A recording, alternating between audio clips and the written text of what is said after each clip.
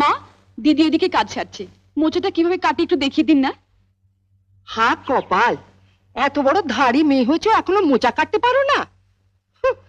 তোমার মামি তাহলে একদিন কি শিখিয়েছেন তোমাকে?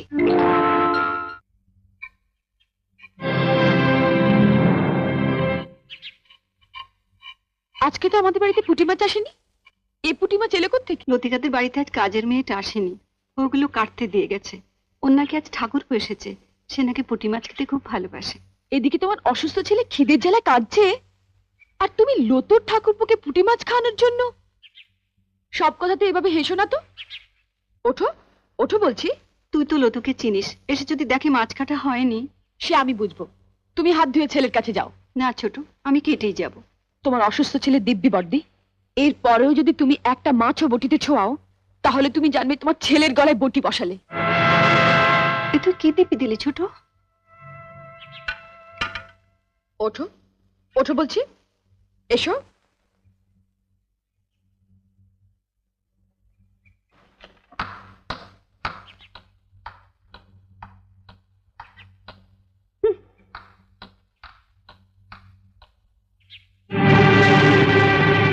বড় বৌদি, বড় বৌদি, ও বড় বৌদি। বড় বৌদিকে কেন? দরকার আছে। কি দরকার আগে আমাকে বলো। তোমায় কেন বলবো? দরকারটা আমার ওর সঙ্গে। দাঁড়াও, সাগরে পৌঁছতে গেলে তোমাকে যে আগে এই ছোট নদীটা পেরোতে হবে ঠাকুরজি। সাগর? আজ আমিও দেখব ওই সাগরে কত জল আছে। কি রে লতু, কি হয়েছে? এত চেঁচামেচি কিসের? দেখো না মা, কতদিন বাদে আমার ঠাকুরপো এলো, বলে একটু পুঁটি মাছ খাবে। আমি সে কখন পুঁটি মাছগুলো কাটতে দিয়ে গেছি, আর তোমার বড় বউয়ের এত সাহস, ওগুলো না কেটে ঘরে খিল দিয়ে বসে আছে। আমি বড়দিকে মাছ কাটতে বারণ করেছি। তুমি বারণ করেছো? হ্যাঁ। কেন? মা, আমরা বাঙালি ঘরের মেয়েরা বিয়ের পর অনেক আশা নিয়ে স্বামীর ঘর করতে এসে ঝিয়ের কাজ করি, এটা আমরা মেনে নিয়েছি।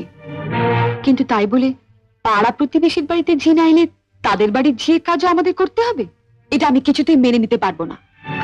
তা লতু পুঁটি মাছ কাটতে পারে না বলেই না? সে কি মা, আপনার মেয়ে পুঁটি মাছও কাটতে পারে না?